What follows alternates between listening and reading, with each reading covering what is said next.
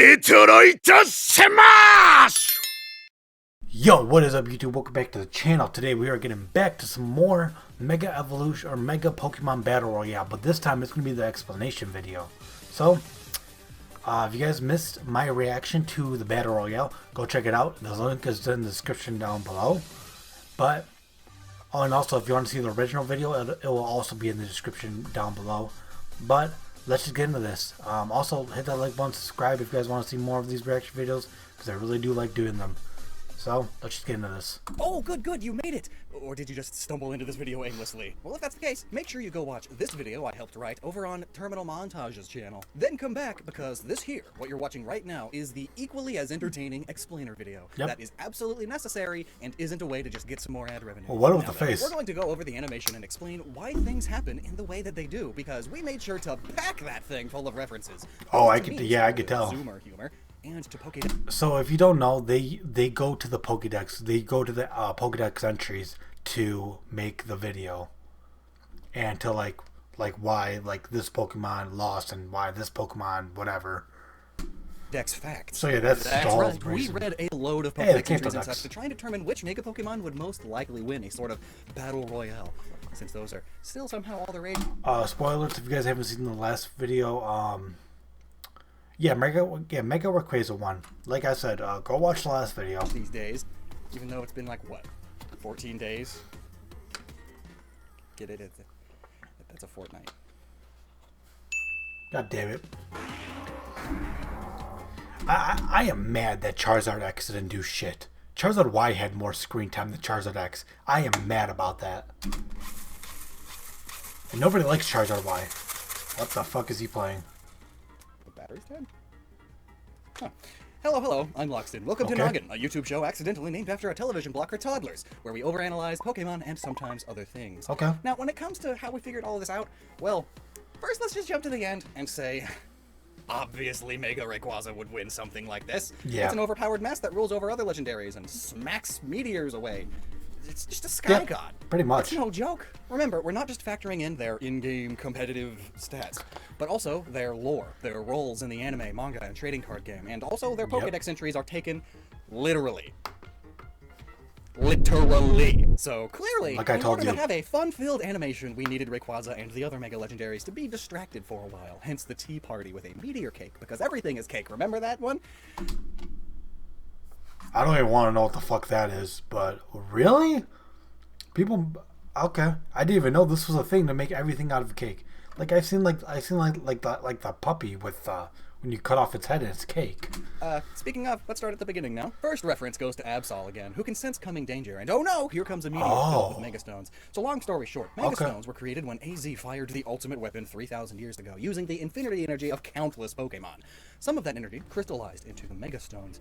Theoretically, while that blast was up in space, because it did the whole, like, arc thing, it charged up a group of orbiting meteors, filling them with the same energy, which led to the meteor that crashed in Hoenn a few thousand years ago, and again, 1,000 years ago, because meteor showers and all that, there's several of them.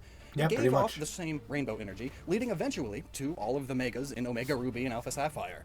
So, makes sense. Is a Megastone-filled meteor being stopped by Rayquaza, who has saved the day from both meteors and Mega Rainbow magic before. Also, the only reason Rayquaza is able to evolve in the games at all is because it actually ate its Megastone and incorporated it throughout its body. Yeah. So this also explains that. Crumbs fall. And that's also why you don't need an item on it. Or that you can use items leading to on it. abominations such as this thing. Normally, Mega Evolution takes a strong bond with a trainer that has a Keystone, but to shorten and simplify the animation for poor Jeremy, we took the creative liberty of just ignoring that. But we didn't ignore that Mega Evolution is an extremely painful process for most Mega Pokemon. Take Aerodactyl. Dex entries time. Mega Evolution is a burden on its body, so it's incredibly irritated. Its excessive power is causing it pain. Its sharp, rocky bones are popping out of its skin. See, I figured that. Mega Salamence has been dubbed the blood-soaked crescent, and the stress of its two proud wings becoming misshapen and stuck together because of strong energy makes it go on a rampage. And really? Angry, stressed-out eyes. Latios and Latios kind of just become the same thing, so Spider-Man. Yeah. Mega Evolution actually breaks Gladeely's jaw. Like that. Yeah. Making it unable to eat and causing it to spew endless blizzards as it breathes. Garchomp's blades and wings actually melt. Pinsir just gets really, really excited. Wait. Do they really? Wow, okay. But Tyranitar's back Wait. melts. Pinsir just gets really, really excited about its wings. But Tyranitar's back splits open.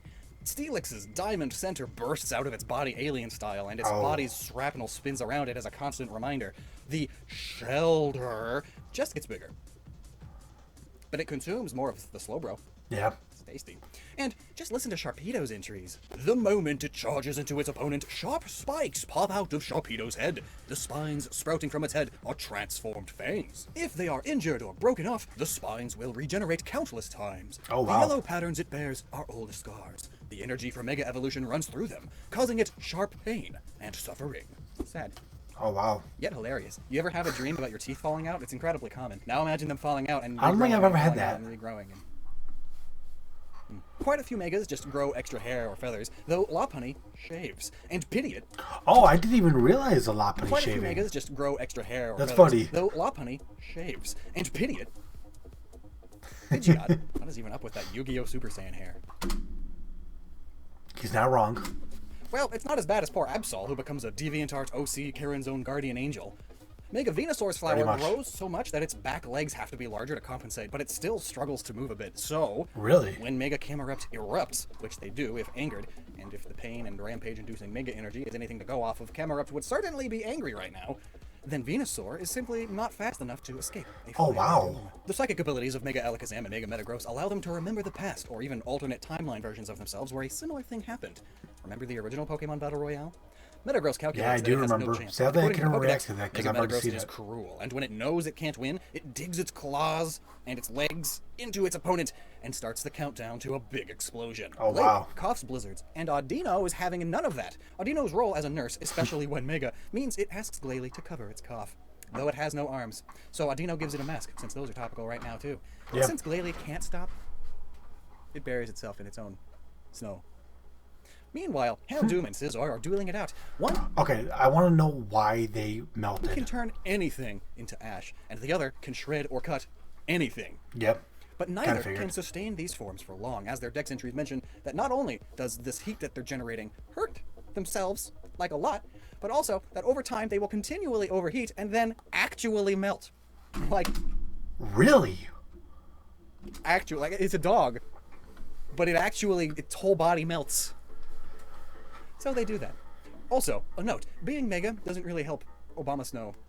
I said Obama Snow, didn't I? Mega Evolution does not really help Obama Snow at all. It's still the Pokemon with the worst type combination, and it's still widely considered to be the competitively worst Mega out of all of them. Which is why it does nothing but die horribly at the hands and wings of Mega Salamence. Oh, that's sad. Even without even with a Mega, Abomasnow's still trash. That's sad. Who, when Mega slices things into with its blood-soaked wings. Other fast flyers give chase, as Manectric runs away as fast as it can, as a bolt of lightning, as the Pokemon. Oh, okay, that was Manectric. It says that it runs just as fast as one, and that it has too much electricity for it to fully control, so it has no choice but to just go. Now, the plus side of being more eaten by Shelder is that now Slowbro has an iron defense, and a little motivation to boot. The Shelder converts into impregnable armor, though there is virtually no change in Slowpoke. So the fighting types punch all they want. They can't get through that armor. Is that why its defense goes sharp, like way up? An object meets an unstoppable force. Well, I guess it's not really unmovable because it gets uppercutted, launched into the sky, but well, they both fall and meet their doom. A knocked-over Salamence can't get back up as its legs are tucked away into its body. And with virtually no change in Slowpoke, it has a massive weak spot. Also, the only thing Mega Blastoise's Pokédex mentions is that it's as powerful as a tank gun, and its body is able to withstand that. So, the tank scene. Also, Blastoise still shoots water out of its forehead because Game Freak... I didn't even realize that. How the fuck did I not notice that? Lacks detailed graphical ambition.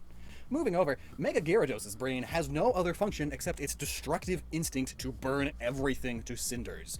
It's even Wait, didn't they fix that in Let's Go? I'm pretty sure they fixed that. Phased by Sharpedo's funny teeth attack, and Mudkip 4 is ripped now. That's about all it gets. Mega Sceptile can detach its tail now, like many other lizards, only this tail is, in essence, a grassy ICBM, and it gets launched as such. A missile. But once this happens... Now what? That's all Mega Sceptile gets. Like, its back orbs. They're more nutritious now, but that's not important. Now, Mega Aggron is basically just Aggron, but more of it. And considering its horns break through bedrock... No, it's pure steel now. It doesn't have the rock. It's straight up steel. Rock and thick iron It's all sheets, purity. it's certainly more than capable of stabbing through the tank-like Mega Blastoise, especially as a Mega. Similarly, Garchomp and Gallade, when Mega, are just themselves, but more. Sharper blades, stronger, Garchomp is more vicious, and Gallade is even more all about protecting others, like Gardevoir, with their whole prince and princess motif. The interesting tidbit here is that Gallade's pink horn in its chest becomes its blades, so they're even stronger. Oh wow, now. I That never doesn't really matter noticed to make that. Gardevoir, who don't need no man, and still Yeah, create no, fuck small Gardevoir. black holes. But Mega Gengar, still loving to come out of the darkest shadows and darkest corners of rooms, would love to come out of the darkest possible thing, right? A black hole, which it can ignore the gravitational effects of because it's a ghost. And on top of that, it's only partially in this dimension now. Mega Evolution has also granted it the ability to freely travel dimensions, and now it also tries to take the lives of anyone and everyone. Easiest way to do that would be to just throw them into dangerous parallel dimensions, don't you think? So anyway, it started kidnapping. Mega Kangaskhan is a bit like Mega Slowbro in that its accessory takes all the Mega power, in this case, the baby she carries. It's walking around on its own now, and as any parent knows, a freely walking toddler is a recipe for disaster. Oh wow, Without its baby, what is even the point of Mega Kangaskhan? That's why You're not wrong. she's so distraught at the loss of her baby, to a floating Ghostbusters 2 reference. This Okay, I haven't seen the Ghostbuster movies in a long time, so explains why I didn't really get that. hopping Gengar is still being watched. Mega Evolution gives Alakazam the ability to foresee all things, being all possibilities, so all dimensions, and it can see its opponent's every move. So, it anticipates where Gengar will appear next and strikes that spot before it can react. But during the chaos that is the Battle Royale, one of Mega Lucario's dreads accidentally bumps into Mega Alakazam and basically destroys it. According to the Pokédex, its power has been entirely converted into psychic energy, and it has lost all strength in its muscles. It's so frail. Now let's get into Mewtwo and Tyranitar. Both are overpowered Pokemon to begin with, and Mega Evolution makes them even dumber. Okay, this is what I want to understand. The Pokédex says Tyranitar is so overwhelmingly powerful, and its body can't be harmed by any sort of attack. And when Mega, its destructive instincts are the only thing keeping it moving. It's more ferocious than ever. Wow. It's unclear whether it can even hear its trainer's orders. And then Mewtwo! Oh, jeez. So, we weren't sure what to do with the Pokemon that have multiple Megas, so with Charizard, we just went with, well, there's 2 Charizards. But Mewtwo? Yeah, no, fuck you. That was very fucked up what you did to my guy, Charizard X. It depends on which candy. I'm happy that Charizard Y got some screen time, but like, y'all did Charizard X dirty. You're going for. Realistically, though, there should only be a single Mewtwo. One Mew clone, before the lab got destroyed. So, we went with the idea that Pokemon Adventures went with. A Mewtwo with the ability to swap between the 2 Megas. It keeps things simpler. So Mega Mewtwo Y's mental power has grown phenomenally. With a mere thought, it can smash a skyscraper to smithereens. And Mega Mewtwo X turns its psychic power into muscles. It has a grip strength of 1 ton and can sprint 100 meters in 2 seconds flat. So we pitted these 2 overpowered Pokemon together, as they would assuredly notice each other and challenge one another. All the while, Audino and the equally caring Diancie have been busy healing a few Pokemon, and Diancie eventually launches her ultimate attack. It creates diamonds by compressing dust in the air, and as a Mega, this power is even more powerful, as seen in the Diancie movie. So, it does that big ultimate attack that it did. Worst Pokemon movie to date. I don't care who you are, it is the worst. It is a movie. But Diancie's attack doesn't really do anything, because it's against an Aggron and a Tyranitar, who are now sumoing into each other, and Mewtwo is stuck in there. And Steelix That's a lot of damage. That's a lot of damage! But oh! Here comes Mega Heracross to do the only thing it is good for. The Dex entry says it can grip things with its 2 horns and lift 500 times its own body weight. That's 69,000 pounds! Nice. But that's still good. But also, while Tyranitar is immune to all attacks, besides maybe that split hole that it has in its back now, it still needs to breathe. So being thrown into space would surely defeat it, and others. And that whole explosion and the smashing and the flinging, that would be just enough damage for the whole group of them, you 2 included, to be taken. And just so you know, we did some math using plenty of rounding and assumptions and hand waving, but considering the way Mega Heracross lifts things means it's lifting from the end of a 1 meter-ish lever arm.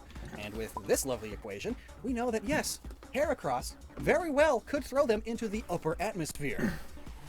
And then consider that explosions that normally send people back maybe 10 feet very frequently launch Team Rocket over the horizon. Oh, wow. So yes, Heracross could definitely launch them into space in the Pokemon world if we take its Pokedex entry literally. And yes, Mewtwo survives in space all the time, but not typically when among an explosion of the most powerful Megas right after being crushed between them at that. Yep. Some of the most powerful Megas. Clearly, they're not the most powerful. But back to Deontay, its ultimate attack would certainly catch the attention of Sableye, who would have survived up until this point thanks to its... Oh yeah, because Sableye eats diamonds and gems and stuff, right? Is that why it was eating Deontay? Really good defense. Sableye already hunt and eat Carbink, and Deontay is essentially the queen of Carbink. It even mentions that it's a mutated Carbink. Sableye's got to get a piece of that. Also, at least in the movie, doing this attack drains Deontay of its Mega energy, turning it back into normal, which is a perfect opportunity for Mega Sableye to strike. Mega Rayquaza descends and clearly overpowers the rest of the Mon, and Audino notices that this whole mess, with all the death, it's Rayquaza's fault, so calls on its allies to attack. This is where we get into some trading card game shenanigans. Towards the end of Megas being the main gimmick of the trading card game, Mega Audino EX was the primary card used by the 2016 Masters champion. Both it and the card it evolves from, Audino EX, are heavily reliant on supporter cards for their strategies to work. Hence, Audino helping others and building up a team in our Battle Royale. To make things even better, the champion deck built around Mega Audino was completely unexpected by other players because its setup and damage is so low compared to other EX cards, most notably Mega Rayquaza EX specifically. It's sort of a counter to it. Why use Audino when you can use the objectively better Rayquaza? Huh? Oh, because when used right, Audino is way better, especially with supports. But unfortunately, this battle royale isn't decided by the trading card game alone, and Rayquaza still clearly wins because it's Rayquaza. I mean, duh. Yeah. But notice our win rates at the end. Each has a good and probably self-explanatory reason. Rayquaza is Rayquaza, Mewtwo is Mewtwo. Both their in-game stats and canon lore feats show that they are simply redonkulous. Then Mega Kangaskhan was broken tier in certain competitive branches of the game. Yeah, to the point of being banned. Of course, though, in canon and in the anime and in the card game, it's not that crazy, so it only really gets an honorable mention. It had to do with its ability, with it, like, ooh, there's a baby now, so it punches twice. I mean, here's the thing, because I think it was Parental Bond would do half of the damage in Gen 6, but then they changed it to a quarter of the damage, I believe. Either a quarter or 1/8 of the damage that the Kangaskhan did, which helps out a lot. It really does. Now, I could be wrong about that, though. The Bond that didn't really get to do much in the animation. First of all, poor Jeremy already. This is already pretty long as it is. Can't give every Pokemon a spotlight. Some of them have to be do-nothings, because some of them have to be defeated really early on. So, we basically decided to focus on the Megamon. Yeah, but you could have at least given, like, a few seconds to Charizard doing something. With interesting Pokedex entries and stats. Ones that either have a chance at victory, or have something more But I will admit this much. It took a Mega Mewtwo to take it down. interesting, or funny, or noteworthy about them. Like Houndoom melting, and Sceptile's Mistletail. Honestly, the only reason Mega Beedrill is this shown is at a all very is because good its tail animated is video. like perfectly Like, fitting to stab Bravo right in the to center of the whoever shell. animated it. Turn it into goo, and that's gross. So it's funny, because gross equals funny. It's a basic equation, Nickelodeon. Then, the only reason the Charizards have at least some level of focus and highlights is just because Charizard's popular. But like, as a Mega, what does it do? Oh, it's faster now. Oh, and the other one has hotter fire. Wow. It's a shame other Megas do both of those things already, but better. But speaking of Megas... Yeah, I guess. Wait, hang on. I gotta give you that much. What are those? Mega Pokemon? That's like a Digimon thing. Yeah, Mega Pokemon don't exist. What was I doing? What am I here for? Just filler? Huh? Well, never stop using your noggin. And if you somehow missed the other collabs we've done, check these all out too. Check these out, because I've actually seen these, and they are actually very well. I really like the baby Pokemon one. That one's probably my favorite. Just because, like, how, like, the ending goes, I really like it. And I really like who comes out on top. All Pokemon, all legendary Pokemon, baby Pokemon. And now... I feel like I'm supposed to remember something here. What was it? I was recording... something. Sometimes I've forgotten. Oh well. Whatever it was, they don't exist. Oh, that's the joke. Okay, if you guys like this video, hit that like button down below. Thank you guys so much for watching. I really do appreciate it, and I will see you guys in the next video. Peace!